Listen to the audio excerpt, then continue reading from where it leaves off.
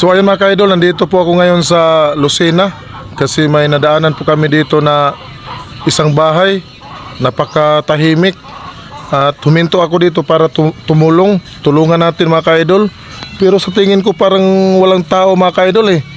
Nalapitan natin mga ka-idol. Mamimigay po tayo dito ng mga pagkain. Tapos ngayon may nakita ako dito bata lang, ayan oh. At may aso. At may isang maliit pa din na bata, lalaki, ayan. So, kawawa naman yung mga bata dito mga ka-idol, walang kasama. Napakatahimik na area talaga mga ka-idol, oh. Oh, tahimik.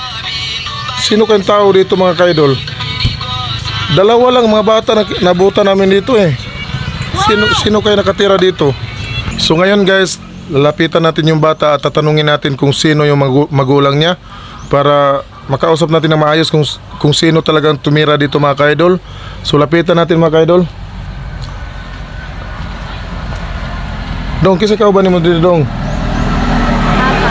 Ha? Kisa ka ba ni mo dire? Mama og si Kuya. Ate, Asa man sila karon? lakaw. Kisa may nabilin dire? Ikaw ra? Oh, Kisa may tao dire sa sulod? lula.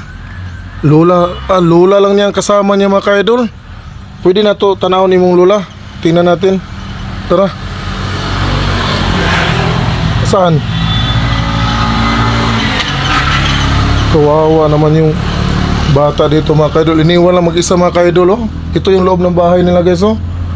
Ayan oh. Ah! Nandyan pala yung lula mo. Ayan. O yan pala yung kasama niya mga ka-idol. Kawawa naman.